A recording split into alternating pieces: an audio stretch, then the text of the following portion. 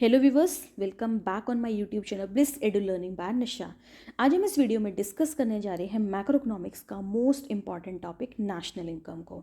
KVS exam point of view से topic बहुत ज़्यादा इंपॉर्टेंट रहता है। 3 से 4 क्वेश्चन हर बार इस टॉपिक से हर एग्जाम में पूछे जाते हैं। और जैसा कि आप सभी जानते हैं, मैक्रो की weightage KVS PGT economic exam में बहुत ज़्यादा है।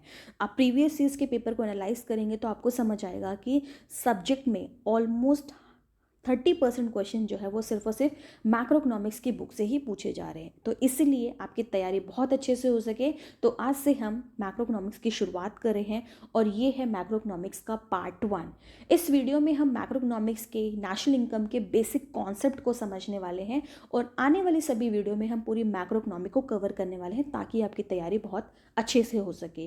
तो यहाँ पर सबसे पहले हम नेशनल इनकम का बेसिक कॉन्सेप्ट पढ़ेंगे कि नेशनल इनकम क्या होती है, डोमेस्टिक इनकम क्या होती है, ताकि इस टाइप के जब क्वेश्चन आपसे एग्जाम में पूछे जाते हैं वो गलत ना करके आए। आप बहुत ओवर कॉन्फिडेंट हो जाते हैं, आपको लगता है कि बेसिक कॉन्सेप्ट है, इसको पढ़ने की ज़रूरत नहीं है, इस वजह से आप बहुत एग्जाम में सिली मिस्टेक्स करके आते हैं।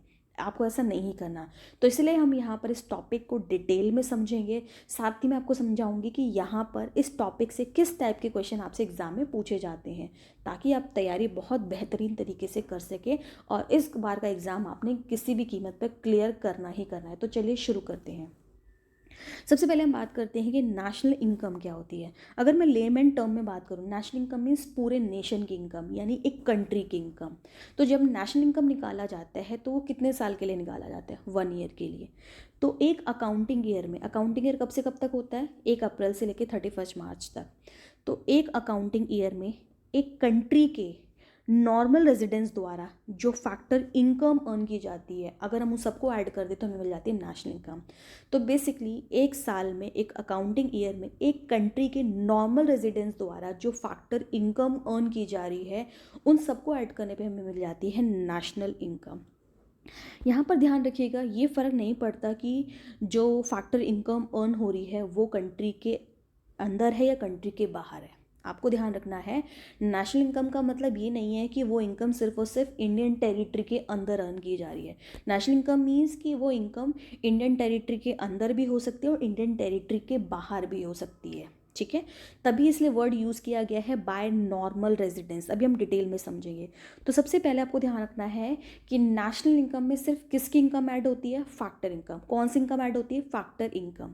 फैक्टर इनकम मीन्स कि वो इनकम जो आप फैक्टर सर्विसेज प्रोवाइड करने की वजह से अर्न कर रहे हैं। यानी अगर आपने किसी को फैक्टर सर्विसेज दी है, आप जानते हैं कि टोटल 4 फैक्टर सर्विसेज होती हैं: लैंड, लेबर, कैपिटल और एंटरप्रेन्योरशिप। तो जब आप इन किसी को भी ये इस टाइप की फैक्टर सर्विसेज देते हैं, लैंड, लेबर, कैपिटल, एंटरप्रेन्योरशिप, तो वो उसके बदले आपको फैक्टर पेमेंट करते हैं। तो सिर्फ वही इनकम जो है इसके अंदर इंक्लूड होती है। बेसिकली एक तरीके से फैक्टर इनकम मतलब अर्नड इनकम, यानी वो इनकम जो आपने कमाई है। आपने कैसे कमाई है? क्योंकि आपने उसके बदले काम किया, आपने उसके बदले किसी को काम करके दिया है, सर्विस दी है। ठीक है, तो आपको ध्यान रखना है नेशनल इनकम में सिर्फ और सिर्फ कौन सी इनकम ऐड होती है? Factor income. Factor income means वो इनकम जो आपको फैक्टर सर्विसेज के बदले मिलती है। जैसा कि आप जानते हैं, हाउस होल्ड को हम फैक्टर सर्विस प्रोवाइडर बोलते हैं क्योंकि हाउस होल्ड जो है वो फर्म को फैक्टर सर्विसेज प्रोवाइड करते हैं। तो फर्म उसके बदले क्या करती है? हाउस होल्ड को फैक्टर पेमेंट देती है। तो इस तरीके से फर्म को क्या मिल रहा है? यहाँ पे फैक्टर इनकम मिल रही है। क्या मिल रही है? Factor income. तो फैक्टर इनकम मीन्स कि वो इनकम आपको कैसे मिलेगी? आपको रेंट के फॉर्म में मिलेगी, आप वेजेस के फॉर्म में अर्न करेंगे, इंटरेस्ट के फॉर्म में अर्न करेंगे और प्रॉफिट के फॉर्म में अर्न करेंगे। तो मोस्ट इंपॉर्टेंट एग्जाम में क्वेश्चन पूछा जाता है कि नेशनल इनकम में कौन सी इनकम जुड़ती है। तो नेशनल इनकम में सिर्फ कौन सी इनकम जुड़ती है? जो अर्नड इनकम है, यानी वो इनकम जो आपने कमाई है। कमाई होने का मतलब है कि आपने जब काम किया है, आपने सर्विस दी है, उसके बदले आपको रिसीव हुई है।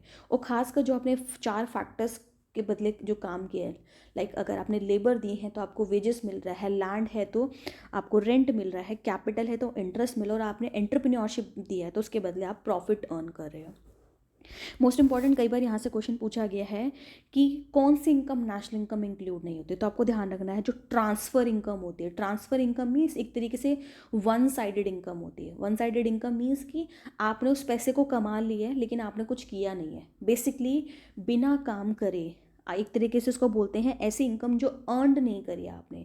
आपको ऐसी इनकम मिली है बिना काम करे। ठीक है। तो ट्रांसफ़र इनकम मीन्स कि बिना किसी काम के यानी बिना कोई सर्विस प्रोवाइड करे अगर आप वो पैसा आपको रिवॉर्ड मिल रहा है, बेसिकली आपने काम करने के बदले नहीं कमाई है, वो कहलाती है ट्रांसफ़र इनकम। और इस टाइप की इनकम नेशनल इनकम इंक्लूड नहीं होती है, ठीक है। आपको ध्यान रखना, नेशनल इनकम में से वही इनकम इंक्लूड होती है जो फैक्टर्स सर्विसेज यानी जो काम करने की वजह से आपको मिली, यानी जो इनकम आपने अर्नड करी है। तो जैसे डोनेशन है, चैरिटी है, हेल्प है, इस टाइप की इनकम आपको बिना सर्विस के मिली है, यानी आपने अर्नड नहीं करी है, आपको बिना किसी सर्विस के मिल गई है, तो ऐसी इनकम नेशनल इनकम में बिल्कुल भी इंक्लूड नहीं होती है। तो ये बेसिक बेसिक कॉन्सेप्ट आपसे एग्जाम में पूछे जाते हैं। कई बार पूछ लिया जाता है कि नेशनल इनकम को किससे डिनोट करते हैं, तो नेशनल इनकम को डिनोट करते हैं NNPFC से।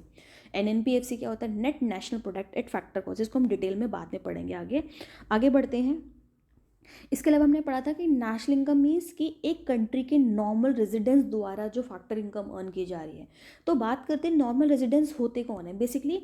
अब बच्चे कई बार कंफ्यूज हो जाते हैं। नेशनल इनकम मीन्स कि ऐसी इनकम, कई बार हम सोचते हैं कि जो टेरिटरी के अंदर है, नहीं, ऐसी इनकम जो इंडियन टेरिटरी के अंदर भी अर्न हो रही है और इंडियन टेरिटरी के बाहर भी अर्न हो रही है, ठीक है। इंडियन टेरिटरी के बाहर अर्न होने का मतलब है कि वो इनकम कौन अर्न कर रहा है, वो इंडिया के नॉर्मल रेजिडेंस ही अर्न कर रहे हैं, इसलिए वो इंडिया के नेशनल इनकम में काउंट हो रही है। तो कई बार यहाँ से क्वेश्चन पूछा जाता है कि नॉर्मल रेजिडेंस कौन होते हैं कंट्री के, और कुछ एग्जाम्पल्स देके पूछ लिया जाता है कि बताओ ये हमारी कंट्री के नॉर्मल रेजिडेंस में काउंट होंगे या नहीं होंगे, या फिर ये जो है इंडिया की नेशनल इनकम में काउंट होंगे या नहीं होंगे। तो इस टॉपिक को बहुत माइन्यूटली आपने समझना है। तो सबसे पहले बात करते हैं normal residence of a country का मतलब क्या है। Normal residence of a country का मतलब, हम इंडिया के कॉन्टेक्स्ट में बात करें, हम किसको हमारी कंट्री का नॉर्मल रेजिडेंस बोलेंगे, यानी बेसिकली वो पर्सन जो इंडिया में नॉर्मली रह रहा है। नॉर्मल रेजिडेंस कौन है उस कंट्री का, यानी किसी भी कंट्री का नॉर्मल रेजिडेंस कौन होगा, जो बेसिकली उस कंट्री में रह रहा है और उसको उस कंट्री में रहते हुए 1 साल और 1 साल से ज़्यादा हो गया है। ध्यान रखिएगा ज़रा, यानी कोई पर्सन ऐसा है जो उस कंट्री में रह रहा है और उस कंट्री में रहते हुए उसको 1 साल और 1 साल से ज़्यादा हो गया है, तो वो उस कंट्री का नॉर्मल रेजिडेंस कहलाएगा। समझ आ रही बात। यानी ये मैटर नहीं करेगा कि वो पर्सन इंडिया का सिटीज़न है या नहीं है। सपोज़ कोई अमेरिका का पर्सन है, अमेरिका में बॉर्न हुआ है, तो वो अमेरिका का सिटीज़न है, लेकिन अगर वो अमेरिका से इंडिया में आया है और इंडिया में रहते हुए उसको 1 साल और 1 साल से ज़्यादा हो गया है, तो वो कहाँ का नॉर्मल रेजिडेंस कहलाएगा, वो इंडिया का नॉर्मल रेजिडेंस कहलाएगा, अमेरिका का नहीं कहलाएगा। ध्यान रखना आपने। एंड सेकेंड चीज़ कि उस पर्सन का जो इकोनॉमिक इंटरेस्ट है वो उसी, यानी जिस कंट्री में रह रहा है वो नॉर्मली, उसी कंट्री में उसका इकोनॉमिक इंटरेस्ट भी होना चाहिए। इकोनॉमिक इंटरेस्ट का मतलब है कि वो उसी कंट्री के अंदर अपनी सारी इकोनॉमिक एक्टिविटीज़ को कर रहा है, यानी प्रोडक्शन हो गया, कंजप्शन हो गया, इन्वेस्टमेंट हो गया, सेविंग हो गया, ये सारी चीज़ें उसी कंट्री में अगर कर रहा है तो वो उस कंट्री का नॉर्मल रेजिडेंस कहलाएगा। क्लियर है। तो आपने ये चीज़ें यहाँ पर ध्यान रखनी है। तो उस कंट्री, किसी भी कंट्री का हम नॉर्मल रेजिडेंस किसका बोलते हैं, वेरी इंपॉर्टेंट, जो नॉर्मल इस कंट्री में रह रहा है और उस कंट्री में रहते हैं उसको 1 साल और 1 साल से ज़्यादा हो गया और दूसरा उसको इकोनॉमिक इंटरेस्ट भी उसी कंट्री में है, तो ही हम बोलेंगे कि वो उस कंट्री का नॉर्मल रेजिडेंस है। तो जब इंडिया की नेशनल इनकम निकाली जाती है तो इसीलिए हम सिर्फ किसकी इनकम को इंक्लूड करते हैं, वो इनकम जो नॉर्मल रेजिडेंस ने अर्न करी है। अब ये भी तो हो सकता है कि वो भले ही बाहर रह रहा हो लेकिन वो नॉर्मल रेजिडेंस इंडिया का हो। समझ आ रही बात। हो सकता है कि वो उसको रहते हुए अमेरिका में रहते हुए सिर्फ 6 महीने हुए हो, वो 6 महीने, लेकिन अभी उसको 1 साल से ज़्यादा नहीं हुए हैं, तो इसलिए वो अभी भी इंडिया का नॉर्मल रेजिडेंस ही है। तो वो इनकम जो है वो हमारी इनकम में काउंट होगी, यानी जो पर्सन वो इनकम अर्न करा वो हमारी इनकम में काउंट होगी। नेक्स्ट कुछ क्वेश्चन ऐसे एग्जाम में आपसे पूछे जाते हैं, जैसे Indian working in foreign embassies in India. आपको ध्यान रखना है, इंडिया के अंदर फॉरेन एम्बेसीज है। मान लीजिए इंडिया के अंदर रशियन एम्बेसीज है और उस रशियन एम्बेसीज के अंदर हमारा इंडियन पर्सन काम कर रहा है, ठीक है, क्योंकि उसका इकोनॉमिक इंटरेस्ट कहाँ है, इंडिया में है, और वो इंडिया में ही रह रहा है, इसलिए वो नॉर्मल रेजिडेंस कहाँ का हुआ, इंडिया का, इसलिए उस पर्सन की इनकम हमारी नेशनल इनकम में काउंट होगी। दूसरा देखिए, Indians employed in WHO located in India. India के अंदर WHO लोकेटेड है, WHO की ब्रांच लोकेटेड है और उसमें इंडियंस, हमारा इंडियन पर्सन काम कर रहा है, तो ऑब्वियसली वो इंडिया में रह रहा है, उसका इकोनॉमिक इंटरेस्ट भी वही है और वो काम भी इंडिया के अंदर ही कर रहा है, तो इसीलिए वो नॉर्मल रेजिडेंस इंडिया का हुआ है, इसलिए हमारी नेशनल इनकम अकाउंट होगा। थर्ड है local people working in the office of IMF in India. वही सेम, IMF का ऑफिस इंडिया में है और वहाँ पे हमारा लोकल पर्सन काम कर रहा है, तो वो भी हमारी कंट्री का ही नॉर्मल रेजिडेंस है। फोर्थ कहता है एम्बेसडर फॉर इंडिया यानी जो इंडिया को रिप्रेजेंट करते हैं, इंडिया के ambassadors rest of the world में, तो वो तो है, उनका इकोनॉमिक इंटरेस्ट कहाँ है, इंडिया में है, तो वो भी नेशनल इनकम में काउंट होगा। नेक्स्ट मोस्ट इंपॉर्टेंट है, कई बार बच्चे कंफ्यूज हो जाते हैं कि कोई फॉरेन सिटीजन है, वो इंडिया में रह रहा है, भले ही वो सिटीज़न कहाँ का है, बाहर का, लेकिन उस वो इंडिया में रह रहा है और इंडिया में रहते हुए उसको 1 साल से ज़्यादा हो गया, तो उस केस में भी वो इंडिया का नॉर्मल रेजिडेंस कहलाएगा और उसकी इनकम जो है वो हमारी नेशनल इनकम में काउंट होगी। एक्सेप्शन बोल रखा है कि वो मतलब अगर मान लीजिए कोई स्टूडेंट है या कोई मेडिकल पर्पस की वजह से किसी और कंट्री में 1 साल से ज़्यादा से रह रहा है, तो वो नॉर्मल रेजिडेंस नहीं होगा, उसको काउंट नहीं करना। समझ आ रही बात? यानी बेसिकली अगर वो इकोनॉमिक एक्टिविटीज़ कर रहा है, काम कर रहा है वहाँ रह के और 1 साल से ज़्यादा हो गया, सिर्फ वही काउंट होगा। स्टूडेंट मेडिकल ट्रीटमेंट के लिए कोई गया 1 साल से ज़्यादा हो गया, तो वो नॉर्मल रेजिडेंस में काउंट नहीं होगा, यानी बेसिकली वो हमारी नेशनल इनकम में काउंट नहीं होगा। तो आपको ये ध्यान रखना है, वेरी इंपॉर्टेंट, यहाँ से बेसिक बेसिक क्वेश्चन आते हैं। नेक्स्ट इंपॉर्टेंट टर्म्स आपसे पूछी जाती है, डोमेस्टिक इनकम क्या होती है। अब समझिएगा ज़रा, डोमेस्टिक इनकम यानी वो फैक्टर इनकम जो कहाँ अर्न की जा रही है, हमारी टेरिटरी में। यानी नेशनल इनकम में ये देखना है कि वो हमारी नॉर्मल रेजिडेंस द्वारा अर्न करा जा रहा है या नहीं करा जा रहा है, यानी वो इंडिया के अंदर भी हो सकती है, इंडिया के बाहर भी हो सकती है। लेकिन जब डोमेस्टिक इनकम की बात करेंगे, यानी वो इनकम जो सिर्फ और सिर्फ हमारी कंट्री की टेरिटरी के अंदर ही अर्न हो रही है। समझ आ रही बात? अब यहाँ पर ये मैटर नहीं, सपोज ये इंडिया है, ये इंडियन टेरिटरी है, तो जो भी इनकम सिर्फ इस टेरिटरी के अंदर अर्न हो रही है वो सारी इनकम डोमेस्टिक इनकम कहलाएगी। लेकिन अब यहाँ पर ये फ़र्क नहीं पड़ेगा कि वो इनकम नॉर्मल रेजिडेंस द्वारा अर्न हो रही है या नहीं हो रही है। देखो कितना बेसिक डिफरेंस है।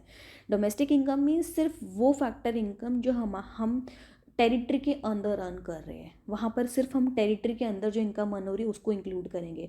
अब ये फ़र्क नहीं पड़ेगा कि वो इनकम नॉर्मल रेजिडेंस द्वारा अर्न हो रही है या नहीं हो रही है। Very important. आप जानते हैं बेसिकली डोमेस्टिक इनकम को कैसे डिनोट किया जाता है, NDPFC से, net domestic product at factor cost. अब देखिए डोमेस्टिक टेरिटरी का मतलब क्या है। जनरली हम सोचते हैं domestic territory means political territory. जो यहाँ पे डोमेस्टिक टेरिटरी का मतलब है कि हमारी कंट्री का जोग्राफिकल एरिया, वो एरिया यानी उस दायरे के अंदर हमारी कंट्री के अंदर ही लोग आसानी से पर्सन, गुड्स, कैपिटल आसानी से जब मूव कर पाते हैं, यानी वो जोग्राफिकल एरिया जहाँ पर पर्सन, गुड्स, कैपिटल आसानी से फ्रीली मूव कर पाते हैं, वो हमारी डोमेस्टिक टेरिटरी है। इसका सिंपल सा मतलब है कि दूसरी कंट्री हमें इंटरवीन नहीं कर पाएगी ना, हम अपनी कंट्री में आसानी से मूव कर पा रहे हैं, वो एरिया कहलाएगा हमारी कंट्री का डोमेस्टिक टेरिटरी है। तो मैंने आपको बोला नेशनल इनकम को किसे डिनोट किया जाता है, NNPFC से, और डोमेस्टिक इनकम को किसे डिनोट किया जाता है, NDPFC से। तो कई बार बोला जाता है कि NDPFC निकालो, तो NDPFC कैसे निकलता है, जब NNPFC में से क्या माइनस कर दोगे, NFIA। NFIA क्या होता है, net factor income from abroad. ये किसके इक्वल होता है, factor income from abroad minus factor income to abroad. लेकिन अगर आपको NNPFC यानी नेशनल इनकम निकालना, ऑब्वियसली नेशनल इनकम क्या होती है, बड़ी होती है, तो अगर आपको NNPFC निकालना तो कैसे निकाल सकते हो, आपको NDPFC यानी इस डोमेस्टिक इनकम में NFIA को जोड़ना पड़ेगा। और NFIA क्या होता है, net factor income from abroad. ये किसके इक्वल होता है, फीफा माइनस फीटा। तो इस तरीके से आपने टॉपिक को तैयार करना है। नेक्स्ट है, क्योंकि जब नेशनल इनकम की बात करते हैं तो आपको इन 3 बेसिक ऑपरेशंस को बहुत अच्छे से समझना है और इसी पे आपका पूरा नेशनल इनकम टिका हुआ है। सबसे पहला कहलाता है net investment and gross investment. देखिए समझिए, जैसे हमारी ग्रॉस सैलरी और नेट सैलरी होती है। ग्रॉस सैलरी मीन्स आपकी टोटल सैलरी, उसमें सब कुछ इंक्लूड होता है, लेकिन क्या आपको टोटल मिलता है, नहीं, उसमें से आपका टैक्स का पैसा काट लिया जाता है या बाकी कुछ और कंट्रीब्यूशन है वो सब काट के आपको जो नेट सैलरी मिलती है वो कम मिलती है। तो ध्यान रखना, नेट इन्वेस्टमेंट क्या होता है, छोटा, और ग्रॉस इन्वेस्टमेंट क्या होता है, बड़ा। नेट इन्वेस्टमेंट मीन्स कि जो प्रोड्यूसर्स ने खर्चा करा है नए असेट्स को परचेज करने में, और ग्रॉस मीन्स कि टोटल इन्वेस्टमेंट, यानी जो उसने नए एसेट्स को खरीदने पे खर्च किया, साथ साथ जो पुराने एसेट्स उसके चल रहे हैं, जो एग्जिस्टिंग एसेट्स है उसको रिप्लेस करने जो खर्चा है, यानी जो डेप्रिशिएट कर रही है, वो भी इंक्लूड हो जाती है। तो नेट इन्वेस्टमेंट होती है एक्चुअल इन्वेस्टमेंट और ग्रॉस इन्वेस्टमेंट होती है टोटल इन्वेस्टमेंट। तो ऑब्वियसली नेट क्या हुआ, छोटा, और ग्रॉस क्या हुआ, बड़ा। तो नेट से ग्रॉस जाओगे तो डेप्रिसिएशन क्या करोगे, ऐड, और ग्रॉस से जाने नेट जाना है तो डेप्रिसिएशन क्या करोगे, माइनस। तो याद रखने हैं, बहुत इंपॉर्टेंट है ये। दूसरा आपको डोमेस्टिक इनकम गिवन और नेशनल इनकम। हमने पढ़ा ना डोमेस्टिक इनकम क्या होती है, छोटी, क्योंकि यहाँ पर सिर्फ हम कौन सी इनकम देते हैं जो हमारी टेरिटरी के अंदर अर्न हो रही है। लेकिन नेशनल इनकम क्या है, बड़ा, क्योंकि यहाँ पर वो इनकम आती है जो टेरिटरी के अंदर और टेरिटरी के बाहर दोनों है। तो जब आप डोमेस्टिक इनकम से नेशनल इनकम जाओगे यानी छोटे से बड़े पे जाओगे तो क्या करोगे, प्लस। क्या प्लस करोगे, NFI। NFI क्या होता है, net factor income from abroad. Net factor income from abroad means कि जब हम फीफा में से फीटा माइनस करते हैं, फीफा मीन्स कि फैक्टर इनकम फ्रॉम अब्रॉड, वो इनकम जो अब्रॉड से आ रही है वो क्या हो जाएगी, यहाँ पर जुड़ जाएगी, और जो इनकम अब्रॉड जा रही है वो क्या हो जाएगी, माइनस, क्योंकि हमारी वो इनकम हमारी कंट्री का हिस्सा नहीं है, वो दूसरी कंट्री का हिस्सा है, तो वो फीटा क्या हो जाएगा, माइनस हो जाएगा। लेकिन अगर हमें नेशनल इनकम से डोमेस्टिक इनकम निकालना है, बड़े से छोटे पे जाना है, तो माइनस करेंगे, क्या माइनस करेंगे, NFI। थर्ड ऑपरेशन होता है यहाँ पर आपका फैक्टर कॉस्ट और market price. Factor cost means कि जो गुड बनाया गया है उसको बढ़ाने पे कितनी कीमत आई है, यानी किसी गुड को बनाने पे कितना खर्चा है, आपने लेबर लगाए होंगे, आपने लैंड यूज़ किया होगा, आपने मशीनें यूज़ करेंगी हुई, आपने गवर्नमेंट को टैक्स पे किया होगा। लेकिन क्या मार्केट प्राइस मीन्स कि आपने उसको बनाने के बाद कितने पे बेचा। तो ऑब्वियसली फैक्टर कॉस्ट क्या होगा, छोटा। सपोज आपने कोई पेन बनाया और पेन का खर्चा आ रहा है 5 रुपये का, लेकिन ऑब्वियसली मार्केट में आप 5 का नहीं बेचोगे, आपने सपोज 10 का बेचा, तो फैक्टर कॉस्ट क्या हुआ, छोटा, और मार्केट प्राइस क्या हुआ, बड़ा। तो छोटे से बड़े पे जाओगे तो क्या प्लस करोगे, NIT। NIT क्या होता है, नेट इनडायरेक्ट टैक्स। और नेट इनडायरेक्ट टैक्स किससे निकलता है, इनडायरेक्ट टैक्स माइनस सब्सिडीज। और अगर आपको मार्केट प्राइस से फैक्टर कॉस्ट पे जाना है तो तब उस केस में आपको NIT को क्या करना पड़ेगा, माइनस करना पड़ेगा। तो ये बेसिक ऑपरेशन यहाँ पे कम से कम इसी टॉपिक से आप देखोगे 2 से 3 क्वेश्चन बहुत पूछे जाते हैं, तो बहुत ध्यान से करना, और फ्री के नंबर होते हैं, सिली मिस्टेक्स मत करके आना। अब देखिए, सपोज आपको NNPFC निकालना है। NNPFC क्या, कौन सी इनकम होती है, नेशनल इनकम होती है। तो सपोज आपको GDPFC गिवन है। GDPFC क्या होता है, आपको ध्यान रखना है, ये जो एग्रीगेट्स दे रखे हैं, इस एग्रीगेट में जो पहला लेटर होता है या तो G होगा या तो N होगा। सपोज जो पहला एग्रीगेट होगा या तो G होगा या तो N होगा। अगर G है तो ग्रॉस इन्वेस्टमेंट, N है तो नेट इन्वेस्टमेंट। अभी हमने 3 बेसिक ऑपरेशन पढ़े ना, उसी का यूज़ हम कर रहे हैं। दूसरा अल्फ़ाबेट है, या तो वो D होगा या तो वो N होगा। D मीन्स डोमेस्टिक इनकम होगा या तो वो नेशनल इनकम होगा। P for product, P for product क्या होगा, सेम। प्रोडक्ट मीन जो प्रोडक्शन हो रहा है, प्रोडक्शन से तो इनकम हो रही है, हमेशा सेम रहेगी। और जो लास्ट लेटर है जो नीचे की तरफ थोड़ा सा होगा, वो क्या, या तो फैक्टर कॉस्ट होगा या तो मार्केट प्राइस होगा। अभी आपने पढ़ा, the first letter either net investment और ग्रॉस इन्वेस्टमेंट। सेकंड लेटर या तो डोमेस्टिक इनकम होगा या नेशनल इनकम होगा। और जो लास्ट लेटर होगा या तो वो फैक्टर कॉस्ट होगा या तो मार्केट प्राइस होगा। ठीक है।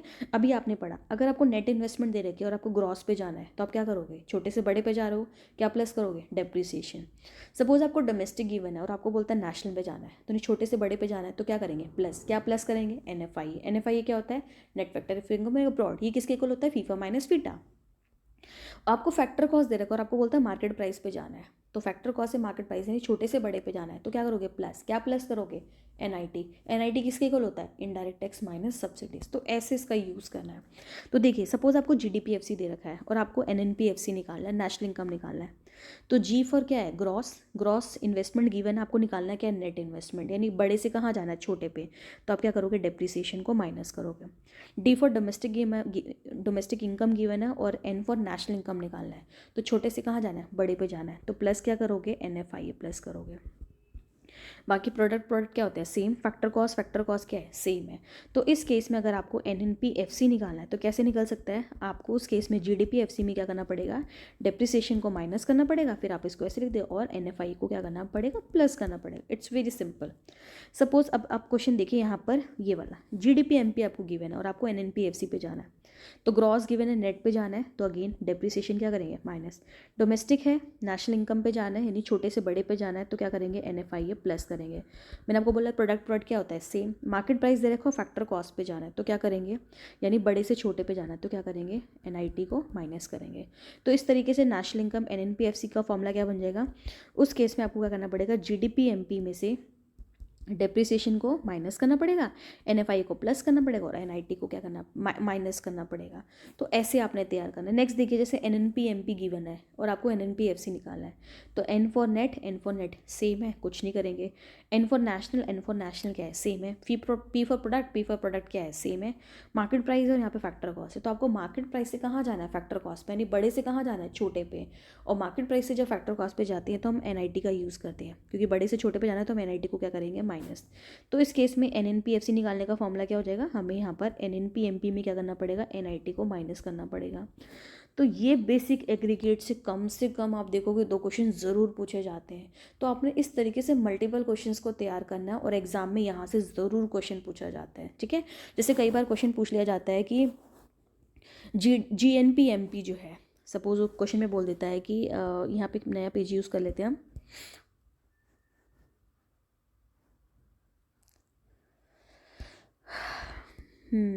जैसे मान लीजिए यहाँ पर बोलता है कि GNP MP है, निकाल लो। कैसे? ऑप्शन दे देगा कि GNP MP जो है वो इक्वल होता है GDP MP माइनस डेप्रिसिएशन। तो देखो ज़रा, डेप्रिसिएशन किस में से माइनस होगा? ग्रॉस में से ही तो माइनस होगा, पहला अल्फ़ाबेट में से तो माइनस होगा। तो ग्रॉस में से डेप्रिसिएशन माइनस करके क्या मिलेगा? NDP MP मिलेगा। क्या ऑप्शन हो सकता है? नहीं। दूसरा ऑप्शन कहता है GDP MP प्लस NFI। अब चेक करो, NFI किसके अंदर जुड़ेगा? ऑब्वियसली डोमेस्टिक के अंदर जुड़ेगा। तो डोमेस्टिक में, क्योंकि डोमेस्टिक छोटा है, NFI जुड़ेगा तो क्या मिल जाएगा? नेशनल मिल जाएगा। तो क्या बन जाएगा? GNP MP। यस, ये करेक्ट है। तो ऐसे क्वेश्चन आपसे पूछे जाते हैं। कई बार क्वेश्चन पूछ लिया जाता है जैसे financial helps to victim, victim को फाइनेंशियल हेल्प प्रोवाइड करो, तो ये कैसी इनकम है? तो ऑब्वियसली कौन सी, कैसी पेमेंट है? ये ट्रांसफ़र पेमेंट है, क्योंकि इसके बदले आपको सर्विस आपको रिसीव नहीं हो रही है, ठीक है। आपने पेमेंट करी लेकिन आपको सर्विस रिसीव नहीं हो रही है, बिना सर्विस के आपको पे करना पड़ रहा है एक तरीके से। तो ये आपकी ट्रांसफ़र पेमेंट है या फिर ट्रांसफ़र इनकम है दूसरे व्यक्ति के लिए। तो इस टाइप की इनकम नेशनल इनकम में काउंट नहीं होती है। तो इस तरीके से आपने टॉपिक को बहुत अच्छे से तैयार करना है और 2 से 3 क्वेश्चन जो है इसी पर्टिकुलर एग्रीगेट से पूछे जाते हैं। तो आई होप आपको वीडियो पसंद आई होगी। So do like, share and subscribe my channel and also press the bell icon button to get the notification of all my upcoming videos. Thanks for watching. जय हिंद, जय भारत।